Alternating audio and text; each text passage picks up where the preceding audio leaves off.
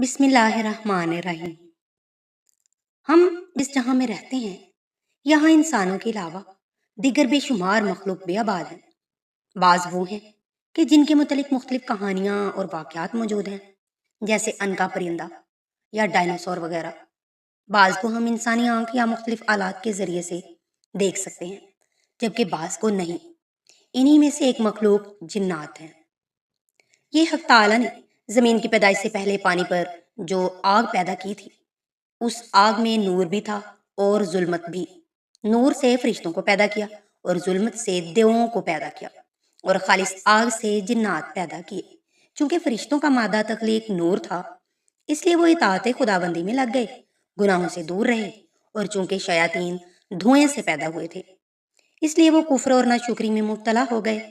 جنات چونکہ آگ سے پیدا ہوئے تھے، آگ میں دونوں چیزیں تھیں، نور بھی اور ظلمت بھی، اس لیے جنات میں سے بعض مسلمان ہدایت یافتہ رہے اور بعض کافر گمراہ بن گئے۔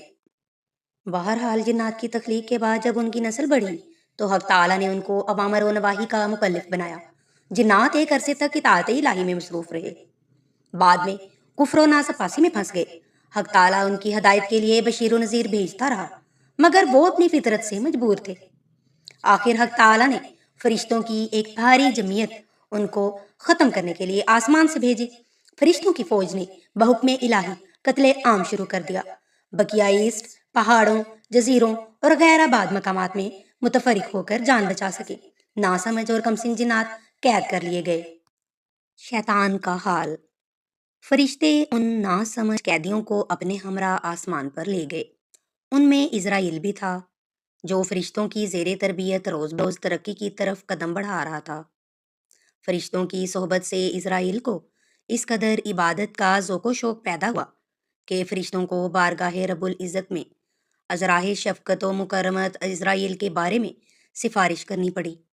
اسرائیل نے بھی عبادت کرنے میں حد کر دی، شب و روز عبادت میں مشغول رہتا، ترقی کرتے کرتے دوسرے آسمان پر اور وہاں سے تیسرے آسمان پر، اسی طرح ساتویں آسمان تک جا پہنچا۔ اس کے بعد اسرائیل کو جنت میں رہنے کی اجازت مل گئی۔ ناظرین کرام، اسرائیل عقل مند تعلیم و معظمت پر بیٹھ کر معلم المملکوت بن گیا۔ پھر یہ عالم ہوا کہ عرش مجید کے پایا کے نیچے اس کے لیے یاقوت کا ممبر بچھایا جانے لگا، سر پر نور کا پھریرا فضا میں لہراتا تھا۔ جنات کے قتل عام کے ایک عرصہ بعد جب جنات زمین پر دوبارہ آباد ہوئے اور اطاعت الہی اور خدا شناسی کے طریقہ کو چھوڑ کر کفر و عصیاں میں مبتلا ہوئے، تو اسرائیل نے حق تعالیٰ سے درخواست کی کہ مجھے فرشتوں کی ایک جماعت کے ساتھ جنات کی ہدایت کے لیے زمین پر بھیج دیا جائے۔ حق تعالیٰ نے اجازت مرحمت فرما دی۔ اسرائیل نے جنات کی ہدایت کے لیے قاصد بھیجے۔ جنات اس کو ٹھکانے لگاتے رہے۔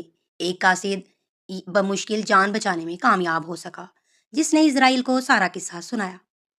اس پر اسرائیل نے حق تعالیٰ سے فرشتوں کی بڑی جماعت کا مطالبہ کیا، اور فرشتوں کی ایک بڑی جماعت اسرائیل کی سرکوبی میں جنات کو ختم کرنے چلی گئی۔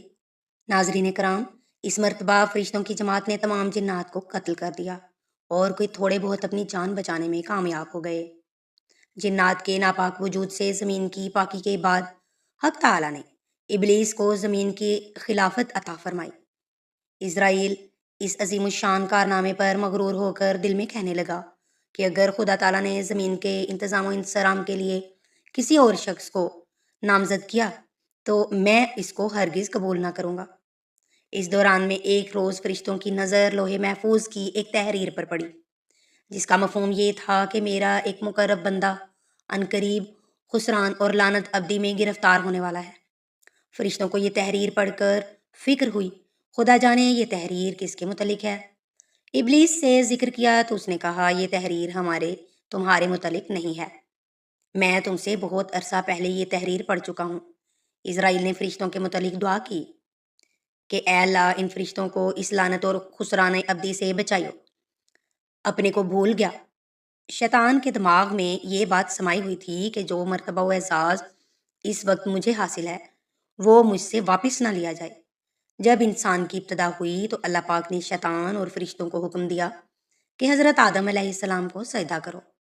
فرشتوں نے سجدہ کیا، مگر شیطان نے تکبر کی بنا پر سجدہ کرنے سے انکار کر دیا۔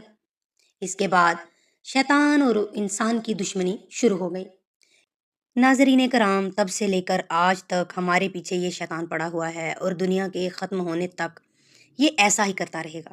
شیطان کے موضوع پر ہم کسی اور دن بات کریں گے اور پلٹتے ہیں اپنے موضوع کی طرف۔ جنات کی خوراک۔ جنات آگ سے بنی ہوئی مخلوق ہے۔ ان کے پاس یہ طاقت ہے کہ یہ کوئی بھی شکل اختیار کر سکتے ہیں۔ یہ کھاتے، پیتے، جیتے اور مرتے ہیں۔ ان کی خوراک گوبر اور ہڈیاں ہیں۔ یہ اکثر ویرانے اور گندی جگہوں پر بسیرا کرتے ہیں۔ ان پر یقین رکھنا ہم پر اس لیے بھی ضروری ہے کہ ان کا ذکر قرآن پاک میں آیا ہے، بلکہ ان کے نام پر قرآن پاک میں ایک پوری سورت ہے جو کہ سورت جن کے نام سے موجود ہے۔ اس کے علاوہ کئی اور مقامات پر جنات کا ذکر آیا ہے، جیسا کہ حضرت سلیمان علیہ السلام کا تخت بلقیس والا واقعہ اور وہ حدیث جس میں جنوں کی ایک جماعت نے آ کر اسلام قبول کیا تھا۔ ناظرین کرام، جنات کے وجود کا انکار گویا قرآن پاک کی آیات کا انکار ہے، کیونکہ اللہ پاک جنات کی تخلیق کے بارے میں ارشاد فرماتا ہے، ترجمہ: اور ہم نے اس سے پہلے جن کو بغیر دھوئیں والی آگ سے پیدا کیا۔ جنات کی اقسام۔ رسول اللہ صلی اللہ علیہ وآلہ وسلم نے جنات کی مختلف شکلوں کے بارے میں فرمایا۔ جنات کی 3 اقسام ہیں۔ اول، جن کے پر ہیں اور وہ ہوا میں اڑتے ہیں۔ دوم، سانپ اور کتوں کی شکل میں۔ اور سوم، جو سفر اور قیام کرتے ہیں۔